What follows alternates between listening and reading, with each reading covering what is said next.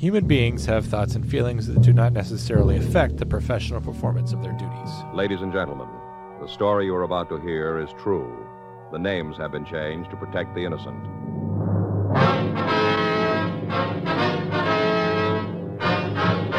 An inmate attacked a correctional officer in St. Louis County this week after he refused to go back to his cell. This is what we have to deal with inmates like that. Everybody has an opinion, about what goes on and stuff in here, but 9 times out of 10, if anybody that has anything negative to say about a correctional officer, they never even been in the facility, never been inside of the jail. They have 24/7 to sit there and come up ways to outsmart.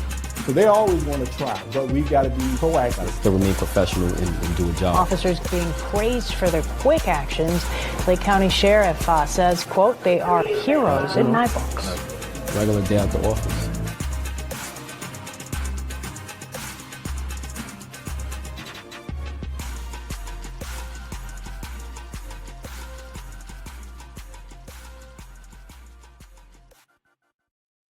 Welcome to another Hard Time Live. I'm Jake Motherfucker Welder, sergeant somewhere in the American Southwest, possibly the state of delusion. And I'm joined today by a special guest for this live. So we're going to bring her in and allow her to introduce herself, give us a little background. Some of you may know Carly of Carly and Beignet. So for our listeners, Carly, give them a little bit of background about your professional history, why we have you with us today. I've been in law enforcement about 15 years. Corrections, I've been in about 3. I once was an officer, and then I switched to the dark side of admin, and now I'm looking at going back to the security side. I'm just waiting for the opening. Nice. So you work for admin. You've done a couple other things too. You worked as a dispatcher. Yeah, I dispatched in a very high traffic area in the Bay Area of California for about 5 years. Basically, everyone's worst day was my Tuesday. And then I switched to being inside the walls because I couldn't stand being behind a computer any longer. Nice. Well, welcome. Thanks for joining us today. We're going to go over a little bit of news. We both have some comments on Luigi Mangione and his detention. He's been in a couple different facilities now, so some people might be curious what the conditions are like for him, where he's at, and we're going to go over some of that. Carly, I can send you a link if you'd like for... I have the 2 from earlier, unless there's a new one. No, there's not. So okay, I've got him pulled up. Okay, I'll figure out what I'm doing here. I've got a bunch of different stuff for coming up for Hard Time. So we have Tupac Shakur's grandmother was involved in a prison escape. So that's kind of an interesting one, long-term one. You have another criminal, I forget his name, but he was involved in a plane hijacking as part of his escape. So that was kind of interesting. And then we can cover a little bit of the Cesar Hernandez. I could send you some stuff on that if we have time. Cesar Hernandez and his escape. We just covered Robert Brooks this Friday, so I'm sure most people have heard of the Robert Brooks case. We got into a little bit more of the background of Mr. Brooks and the details and stuff. There's a lot of things connected with that. I think people don't really realize because they're not in the form of corrections. I've seen a lot of things, cops commenting on it. And it's a different world. They don't have the experience behind the walls. Did you want to comment on that, Robert Brooks, at all? I'm actually not familiar with that one whatsoever. Okay. So Robert Brooks was brought to from one facility to another in New York. He went to Mohawk facility from, I can't, what the name of the other one is off the top of my head, but he was brought from one facility to the other, and he was beaten while he was in handcuffs. So it's kind of, for corrections, it's kind of our George Floyd. You find out a lot of background about him. There's a lot of. Okay, I think I have seen the video on that one. I just didn't put a name to him. Okay. So I'm just trying to find my. It's been so long since we scheduled this. Could you send me those articles? Do you know how to do that? The Robert Brooks one, or The ones that we were going to go over today for the Carlos Mangione. I have too many open tabs between all the hard time stuff and personal stuff. okay, there's one. And there's two. Okay, thank you. Saving the day. It's what we do. Okay, let's go over where he's being held. Falconator's joining us on YouTube. She's watching. So, hi, Falconator. Thank you for your support. Hey. So, inside SCI Huntington, where United Healthcare CEO killing suspect is being held. So, he's being held currently when he got picked up at the McDonald's. He's been being held in Huntington, which is like the oldest running corrections department in Pennsylvania. So Huntington, PA, located near a borough just under 7,000 along the Juanita River. SCI Huntington is the state's oldest continually operating prison, having opened in 1889. Earlier this week, the most recent high-profile inmate in the inmate facility's history arrived. Luigi Mangione, the 26-year-old man accused of fatally shooting the CEO of United Healthcare in Midtown Manhattan sidewalk last week. Mr. Mangione has been charged with the murder of Brian Thompson and has been held at SCI Huntington since last Monday, when an employee at Altoona McDonald's called 911 after recognizing him from surveillance photos distributed nationwide by New York City Police Department. The facility, just 2.5 hours drive east of Pittsburgh, currently has over 1,800 inmates and an overall capacity of 1,869. Nice. It was formerly a prison for juvenile delinquents before it became a maximum security prison in 1960, according to the state. So that's where he was being originally held. Do you know anything about that facility at all, Carly? I didn't really look into the facility, but it's kind of funny to me that it initially was a juvenile facility and then it became like severe maximum security. Mm-hmm. Yeah, and it's a old limestone facility that they've obviously retrofitted. They've added a lot of gates and bars and stuff to it. A lot of more concertina wire heading out from the facility, but it looks like just a really old limestone building. That's where he was originally being held before he was, of course, transferred to MDC in Brooklyn. So we covered MDC on Hard Time. It was one of our first episodes. David J's joining us as well. Hi, David J. Hey.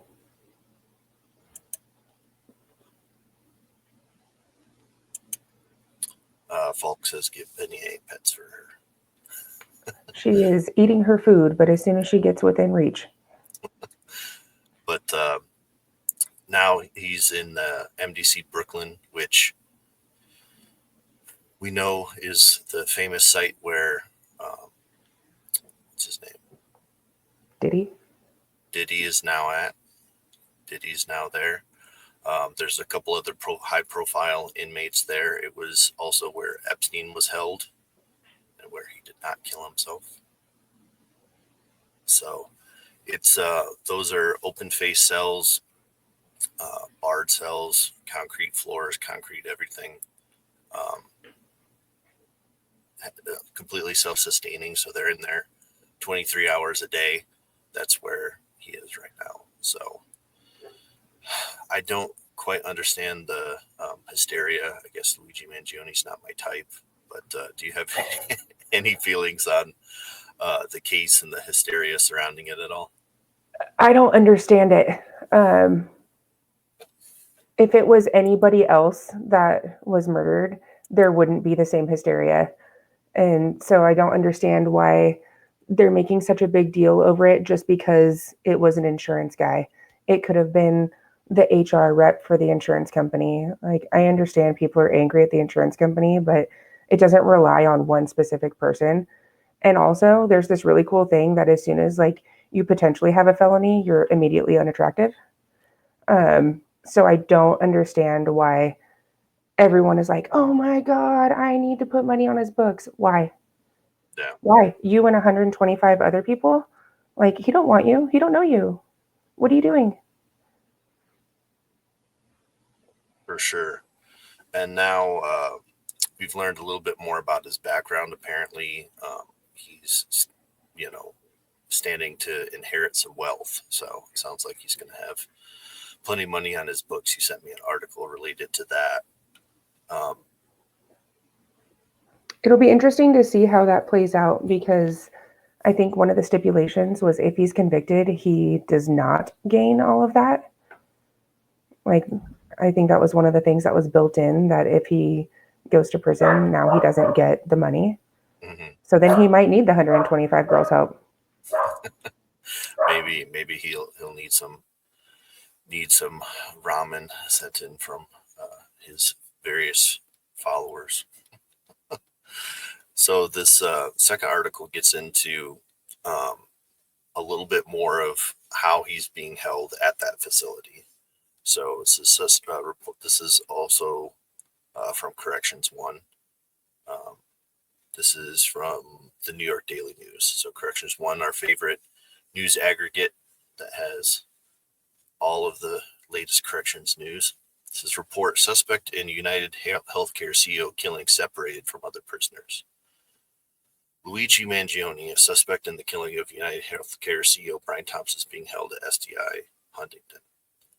Accused killer Mangione has no cellmates and has been separated from other prisoners during his time in a Pennsylvania lockup, according to a report published Wednesday. Mangione, 26, is being held at Huntington State Prison about 20 miles east of Altoona, where he was arrested Monday. So Mangione is not being held in solitary confinement. His interactions with other prisoners have been limited, TMZ reported. Eventually, Mangione will be allowed time in the prison recreation yard, officials said.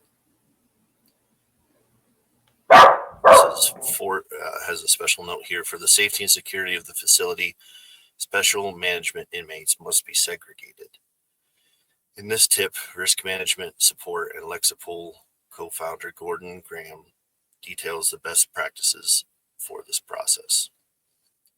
Mangione appears intent on staying in Pennsylvania as long as possible. He said his Tuesday court appearance in Blair County that he would fight extradition to New York, where he's charged with second-degree murder in the killing of United Healthcare CEO Brian Thompson on December 4th in Midtown Manhattan. A variety of foods are on the menu at SDI Huntington, just in case you were wondering, Carly, what they have on the menu there. Over the next 2 weeks, according to documents obtained by TMZ, which I know we just fall on TMZ with bated breath. We're just waiting for their next headline. Thursday's lunch offering is led by Italian sausage, while the dinner includes chicken parmesan. On Friday, the grub includes a bean burger and pasta with meat sauce. If Mangione intends to continue fighting extradition, he has 14 days to file a writ of habeas corpus. Meanwhile, the prosecutors have 30 days to obtain a warrant from Pennsylvania Governor Josh Shapiro for Mangione's extradition to New York. In Pennsylvania, Mangione faces charges of forgery and carrying an illegal weapon, both felonies. So, like you said, immediately not hot. Cops said Mangione was carrying an untraceable ghost gun when he was captured at McDonald's in Altoona, about 80 miles east of Pittsburgh. On Wednesday, the cops said the gun magazine he was carrying matched shell casings found at the scene of Thompson's murder. If and when he's extradited to New York, Mangione could wind up Brooklyn's notorious Metropolitan Detention Center, which currently houses Sean Diddy Combs and Sam Brinkman-Fried. I can understand why he would want to stay in Pennsylvania. His charges are a lot less significant. Right. Yeah. If he can, it's a ploy to try to avoid the murder charges, but I don't think that's going to work. We don't hate on ramen. It's just the currency that all things run on inside. Ramen and honey buns. And coffee. And coffee. I was going to say, are there any other popular items? Ours are coffee bombs. Oh, yeah. Ours It's don't like get coffee. Mountain Dew and coffee. They have to buy it off commissary. Okay.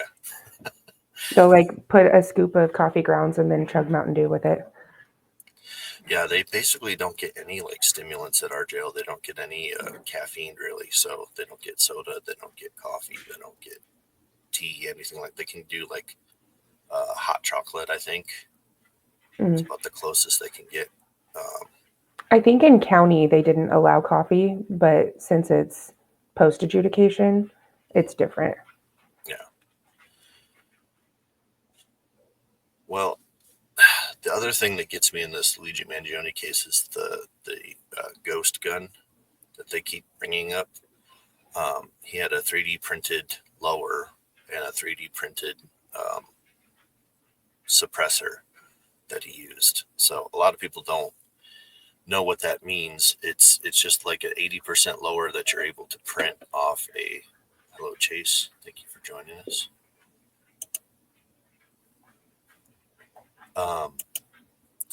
3D printed and was able to assemble and use, but he didn't really know what he was doing because he had a Glock. He didn't put a Nielsen device on it, so the suppressor didn't run properly. That's why you see him racking the slide every single round. At least he knew how to handle the malfunction. I don't know if he planned on just running it that way, but I wouldn't be surprised if something went wrong and then he had to like pivot for it and just hope it worked out. Yeah, I don't know how, he obviously inscribed things on the bullets, so he thought things through that way, but I don't know. He didn't seem to think the entire thing through. He wasn't very adept with his weapon system before he decided to go and shoot that CEO. But, this is why we say practice with your tools. Well, yes, and I would also say something else that's possibly unattractive about Luigi Mangione is his manifesto that was only a couple paragraphs long, and he even says at the end of it, like, I didn't know I don't even know how to put this into words, so if other people can do it for me or whatever. Like his manifesto, he couldn't even. That's not a manifesto. The manifesto is literally putting into your words. Exactly. So he's like, no, I can't do it. I can't do it. Write it for me. I'm out.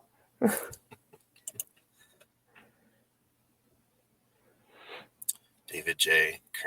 Currency with food, like doing it on Navy ships. There's a lot of similarities. Limited yard time. You guys all sleep on cots. You wear the same uniforms, eat the same food. Limited blankets. Yeah, there's a lot of things that are done with the blankets and fifis and such at sea.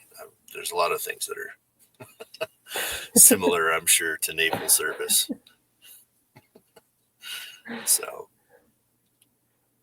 the difference might be the freedom aspect. Right. Like they're allowed to have firearms and it's encouraged. Yeah, I don't know how much they're able to keep. Osme Harris, thanks for joining us. Not sure how much they're able to have while they're on board, but definitely able to have firearms. Let's see.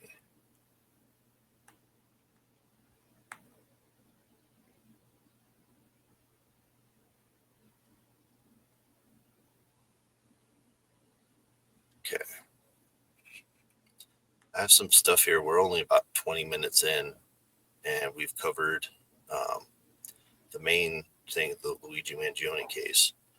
So maybe we can get into, I'll send you the link for. Oops.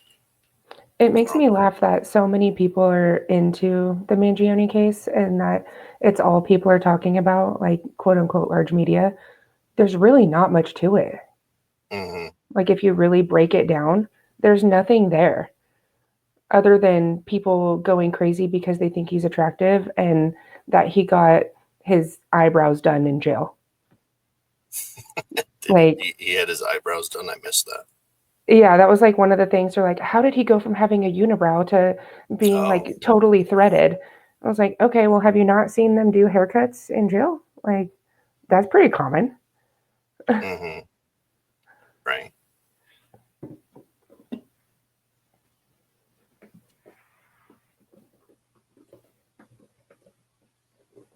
I'm just trying to find. Oh, here we go.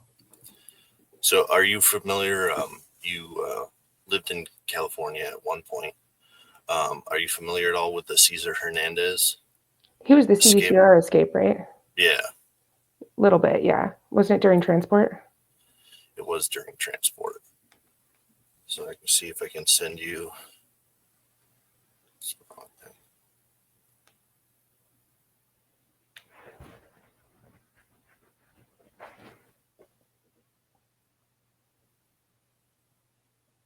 There we go.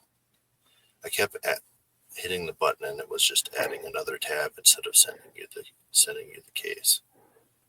All the tabs, 20 tabs. I had a separate tablet at one point for hard time, but it ended up getting stuck in like a boot loop, so I need to take it in. I tried to use my iPad to be able to look up the thing, so I'm not just like looking on my tiny phone. Mm-hmm. It's dead, so it doesn't really want to work for me right now. Mm-hmm. If you don't get the Keefe coffee.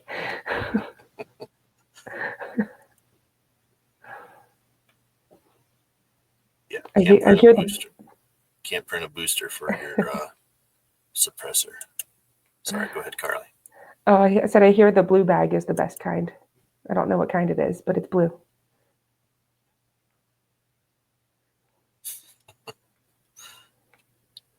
Gear Goons joining us.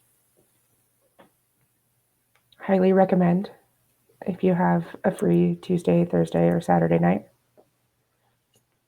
Right. I was on that show once. Thank you for inviting me.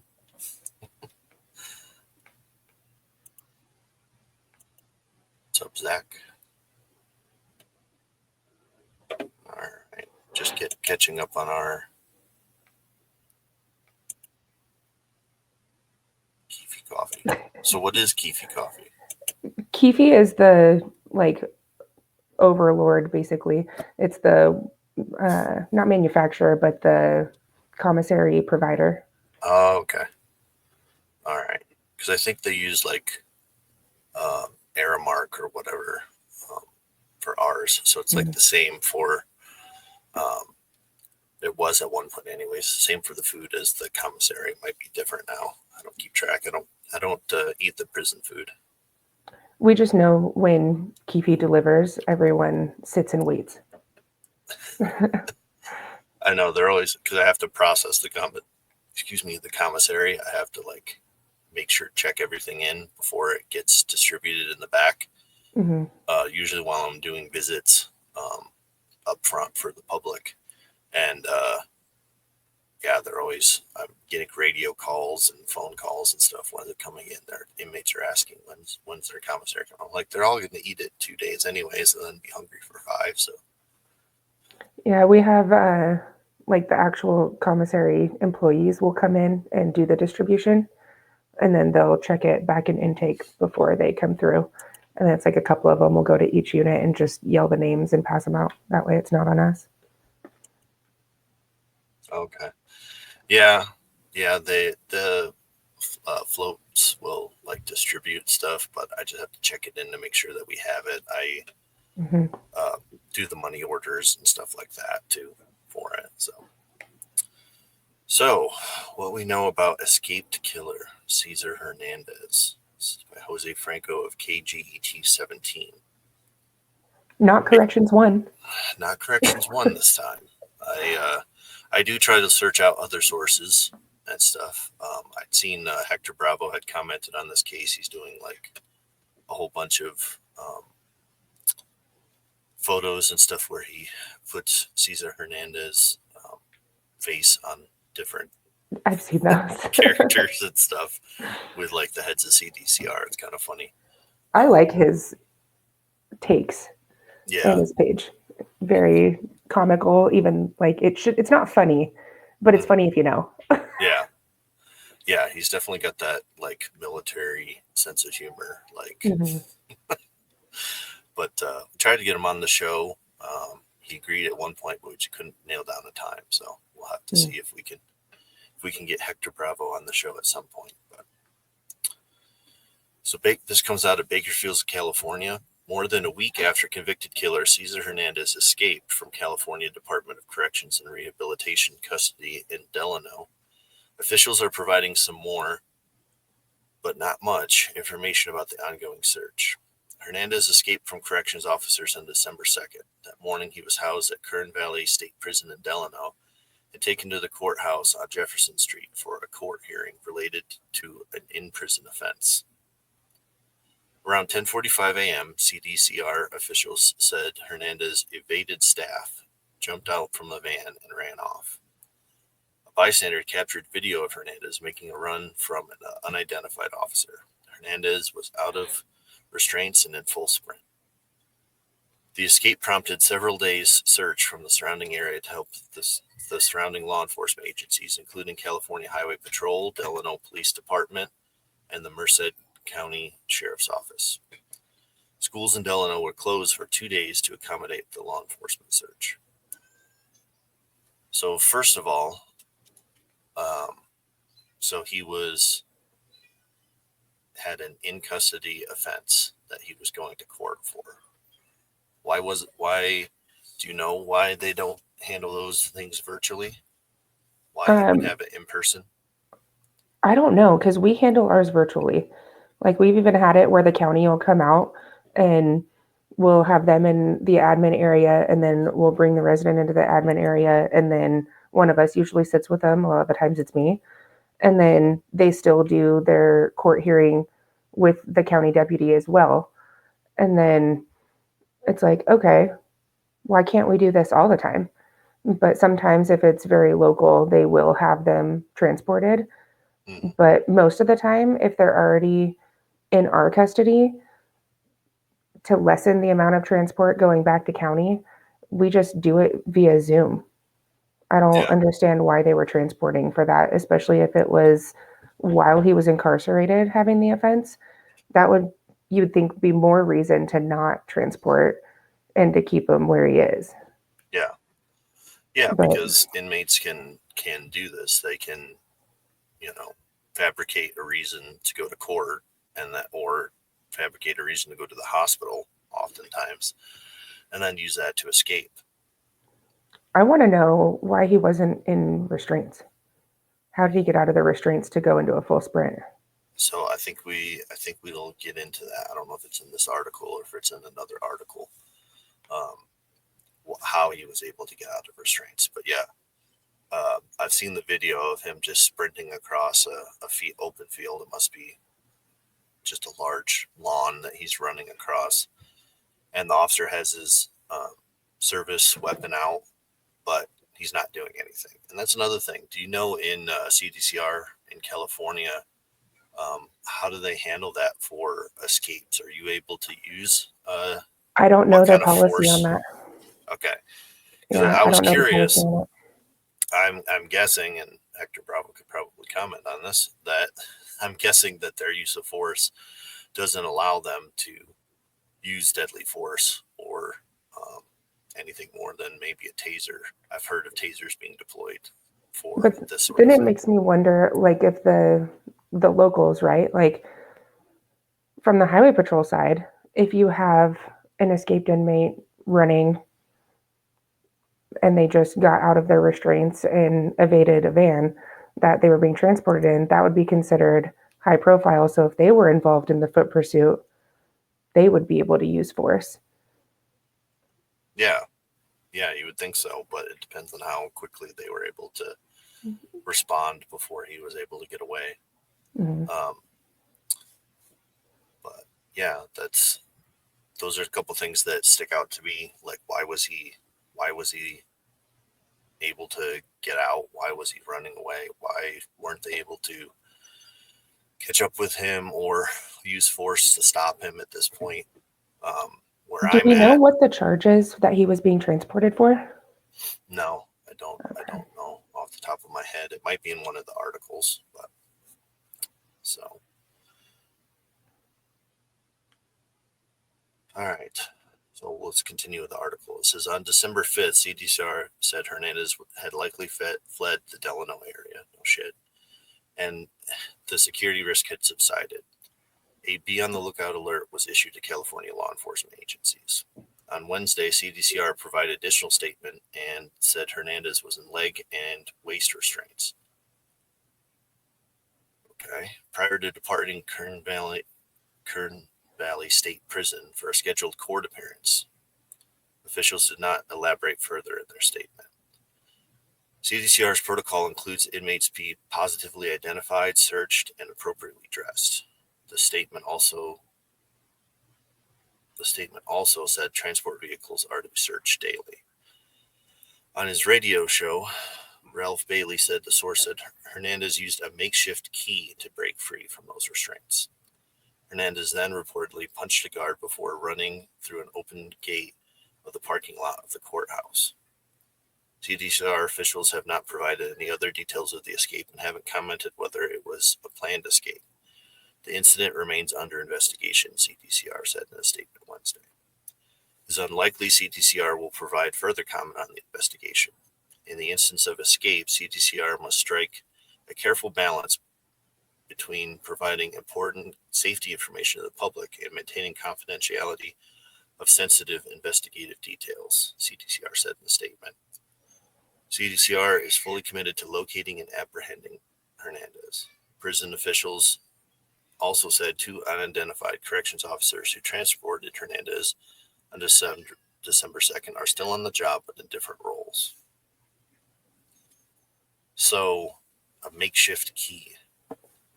Well, that's where I see an issue. If you're supposed to positively identify, search the vehicle, he shouldn't have been able to have the key on him. Because even when we do a transport from one facility to the other, like I'm in minimum, if they're going up to medium and we have a transport team, they do an unclothed body search every time they're going to do a transport, whether it's a medical transport to the actual hospital or just next door. Mm-hmm. Yeah, and that's why we do the same thing. We do strip search every time they return from transport because of this sort of thing. We don't know what happened or how closely they were monitored during the transport at the courthouse.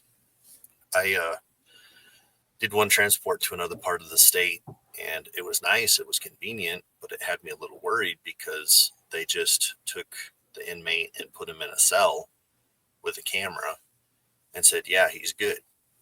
And he didn't let me sit outside the cell or anything. Yeah.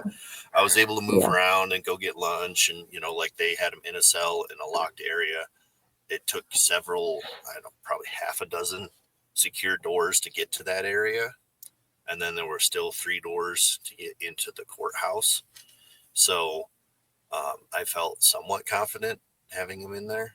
But yeah, it was like, who knows what he could pick up or do, what's left in the cell that he could mess around with, what could he get from the vehicle, those sorts of things. So I searched him before putting him in the cell, just did a pat down before putting him in there, and then did it afterwards before taking him to court in restraints. So,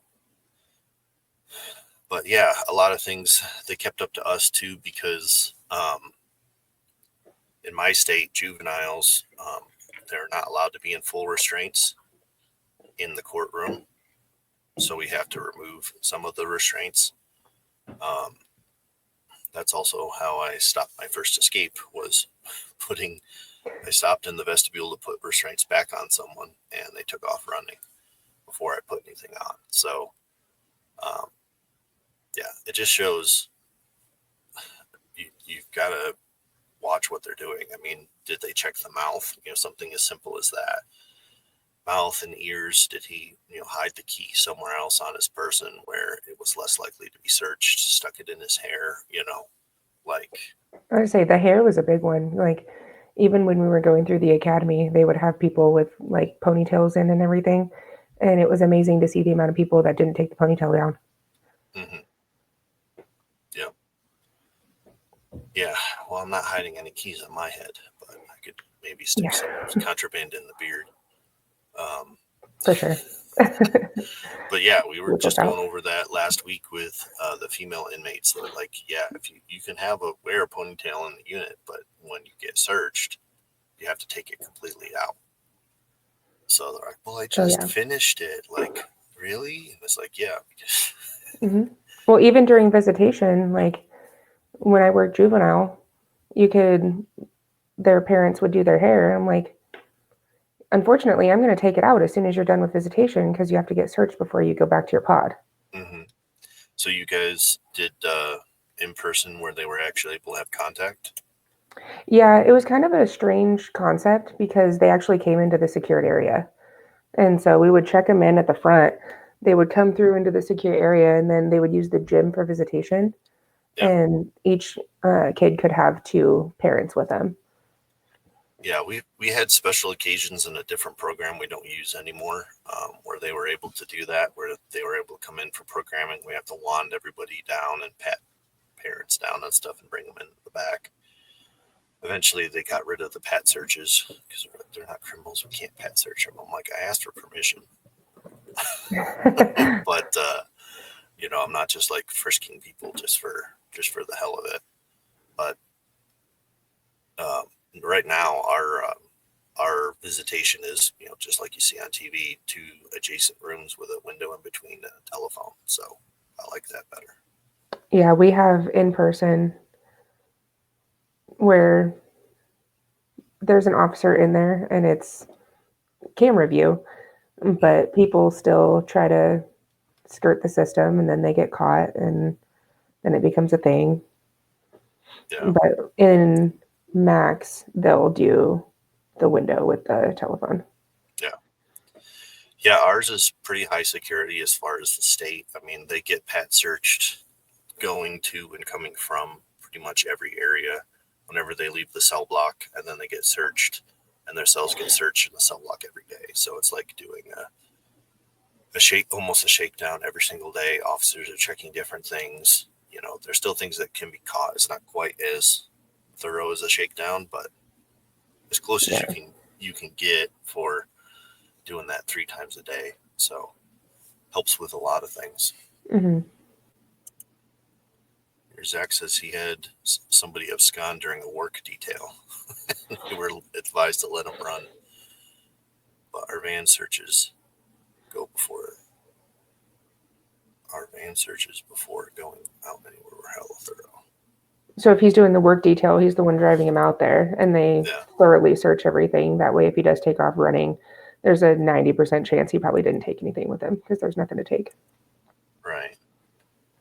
But yeah, still, that's the easiest thing is getting complacent with those searches. It's the easiest thing in the world for people to let go by the wayside. Yeah. So I can't imagine being advised to let them run. We had that before with work details very early in my career, which they got rid of.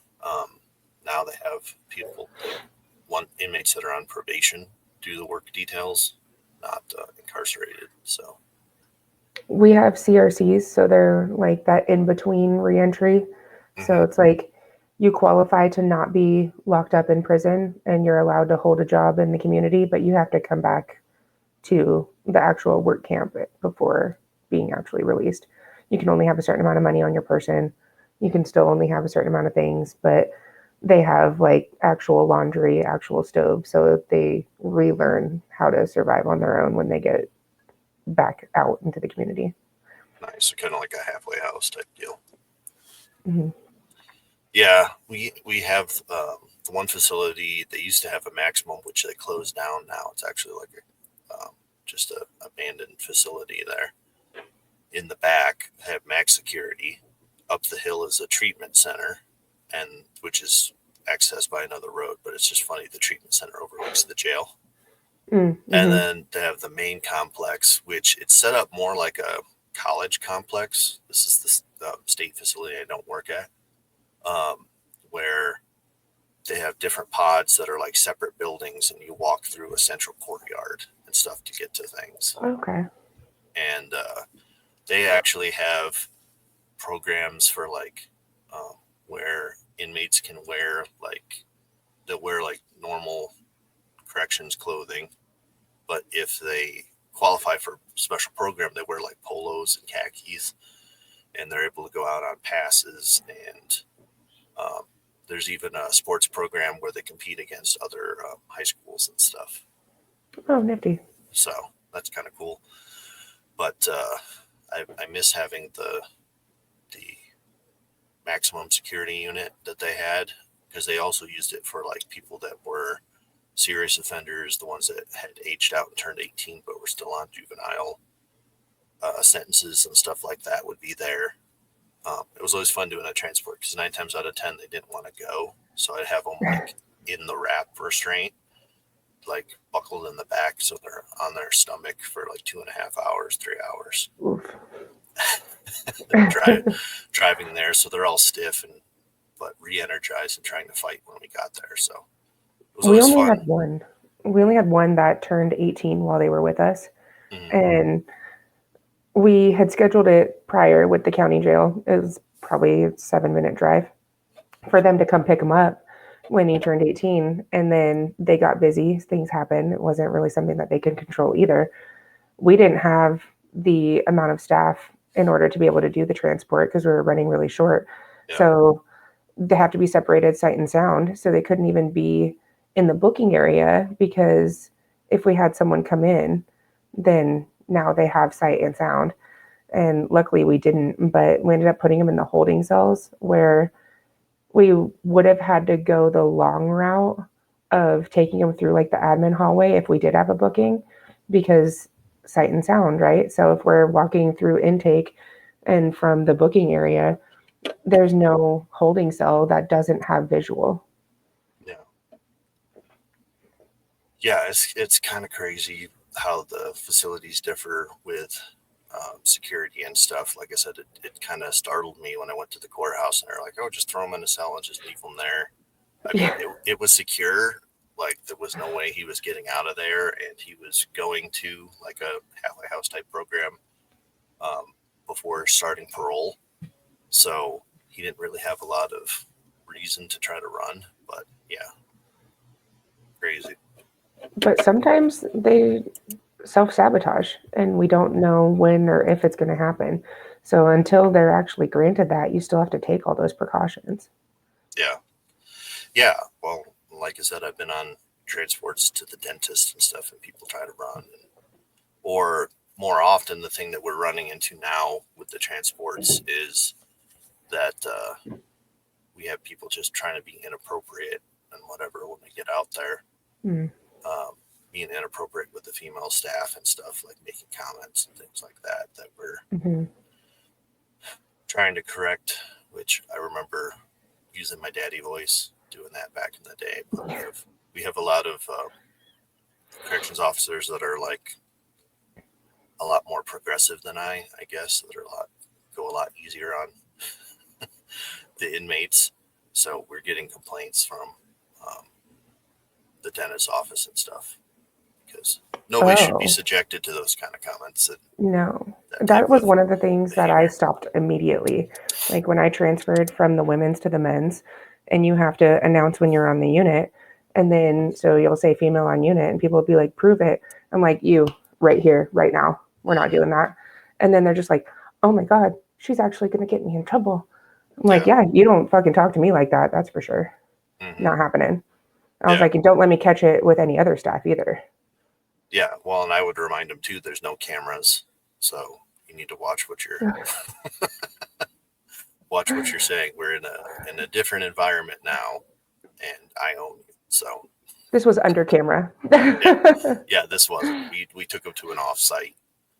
I don't know if they had cameras there, but definitely not in like the patient rooms and stuff where they were doing procedures. Oh, so, yeah. so I tell them, I can cut this off too. They'd be waiting months and months or weeks for their appointment and be like, I can call it right now and just drag you out to the car and we can go back.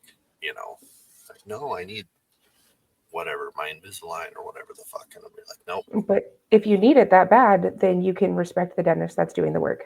Right. You have two options: shut the fuck up and get on with the appointment, Mhm. or I'll drag you out of here. Those are your options. Mhm. So, okay, let's finish this article up.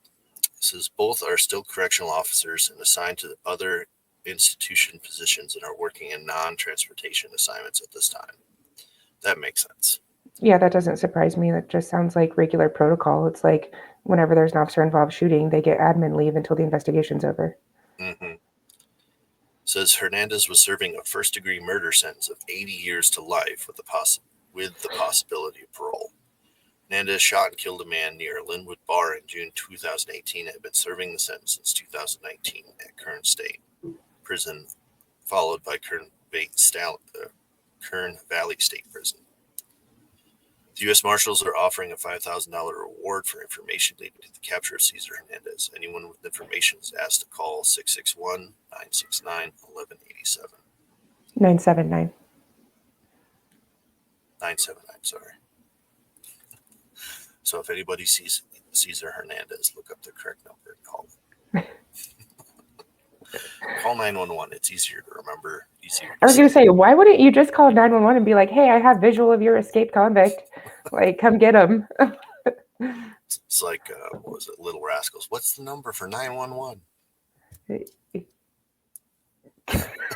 Yeah, call dispatch. Just Google's the police department. Just call dispatch. Don't worry about calling the marshals. Dispatch knows how to get a hold of them. They'll get a hold of the marshals, trust me. It'll be their second call. Yeah. Folksy says she hardly leaves the house. Well, if he's in your backyard or front yard, Yeah. if If you see him on the street, then call. call someone. Yeah. So, all right. Well, thank you for joining me, Carly. Yeah, we're absolutely. Getting pretty close to an hour. We had pretty good. We had 8 people watching on Instagram Live and 5 people on YouTube. So appreciate that. But Heck yeah. we got to share a couple Jake jokes. We can't go without It's literally my favorite. any Jake jokes. There's just not.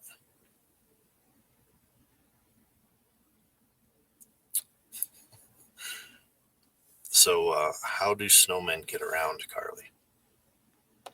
Do they roll? They ride an icicle. Do you know why the elbow is called the funny bone? No. It's connected to the humerus. It's my favorite joke. I will never not tell that joke. What did the narcissist say to the cannibal? I don't know. I'm kind of a big meal. Nice. Ew. Fun fact, get more tattoos because apparently cannibals say they taste disgusting. So I am safe from being eaten alive. Right. I just got a tattoo on the Friday the 13th in December. So Yes. now I've got to even it up on the other side. I'm very, very worried about that. Like when I get my left arm tattooed, I have to get something tattooed on the right to even it up. Yeah, I was initially only going to do the left side, and then I got more ideas, so I had to move on to the right side. Well, I'm doing more traditional stuff on the left and just fun stuff on the right. So I have watercolor style on the left, and then I have grayscale with more Halloween vibes on the right. nice. So do you have Jack from the night or how was it Oh, The Nightmare Before Christmas? Nightmare Before Christmas or anything like that? No, I got a haunted house on Friday the 13th at the beginning of the year last year. I was sleeping before work on the Friday the 13th in December. And then I did a like giant coffin with a haunted house scape inside. And then I have a Grim Reaper. Nice. I almost got the Jason mask. I was looking at that one carefully, but I got an AR-15 instead because he had that Yes. on the flash. I want to do all of the like horror weapons. Like having Freddy's hand, having Jason's machete, Michael's knife, Ghostface phone. Yeah, the AR-15 was my first weapon, but I'm thinking about getting like the Mandalorian, getting one of his rifles on my right side. So That's a Star Wars reference, right? Yeah, Star Wars. Okay. Yeah, I have actually Aubesh, which is like the Star Wars writing. I have a tattoo in that. That Madge has the other half of that tattoo.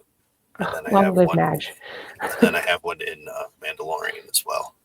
It says "This is the way" on my right arm. So I would not be able to read that. It's okay.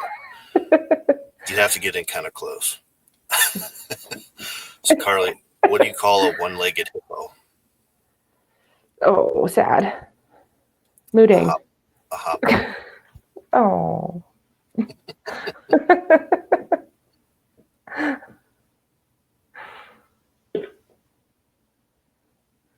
I'm out of good jokes. That was my good one. Oh, here you go. I received a flyer on anger management the other day, and I lost it. Oh, I need to use that when I teach my anger class.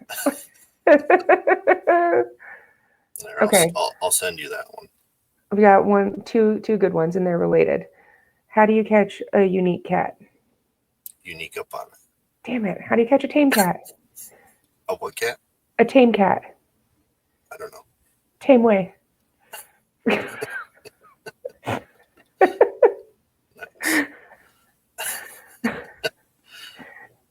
Man, ruined. All right. Guess I won't be a stand-up comic for a living. All right. Well, I sent you that one, so you'll have that for your anger management classes. So I'm going to use it too. All right, everybody. Thanks for joining us here on another Hard Time Live. I'll say goodbye, Jake, and go ahead and sign out, Carly. Goodbye, Jake.